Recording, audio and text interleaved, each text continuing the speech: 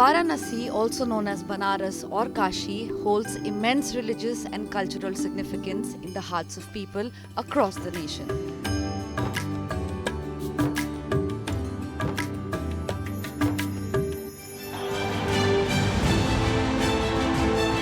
The constituency is currently represented by none other than Prime Minister Narendra Modi. In 2014 and 2019, Prime Minister Modi won from Varanasi with a margin of over 6 lakh votes. Now his supporters are aiming to break all records and win this time with a margin of over 10 lakh votes. The contest in Varanasi is not about defeat or victory, but for a margin which is record. For that, the BJP has set a target of 10 lakh plus this time for Prime Minister Modi. Not only the women beneficiaries, the Karyakartas, but also the booth in charges are being activated so that this record could be achieved.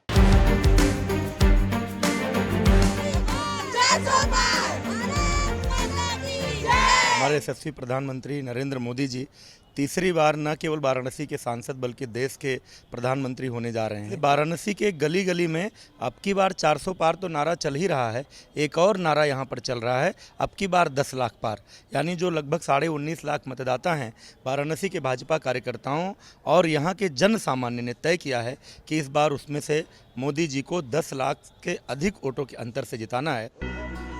UP Congress President Ajay Rai, who lost to Prime Minister Modi twice, is ready to contest elections from Varanasi once again.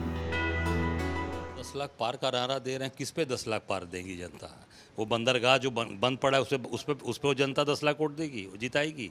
या tent city जिसको NGT ने उस पे जुर्माना लगाया उस पे 10 लाख पार करेगी? समझ में आ जाएगा चुनाव इस बार कहाँ खड़े हैं मोदी जी और कहाँ खड़ी है भारतीय जनता पार्टी। इस बार पता चल जाएगा कि 10 लाख पार है कि 10 लाख बाहर जाएंगे, इस बार बनास की जनता तय कर देगी। The residents here feel that Prime Minister Modi brought development to Varanasi after he came to power in 2014. इस बार क्या माहौल है? बनारस में प्रधानमंत्री की जीत को कहते हैं यहाँ तो तय है, यहाँ तो केवल रिकॉर्ड की बात होती है। बस वही चल रहा है, केवल रिकॉर्ड की बात है। इस बार ज़्यादा मार्जिन रहेगा मोदी जी का, एकदम एक नाम है केवल Modi. Modi is the best.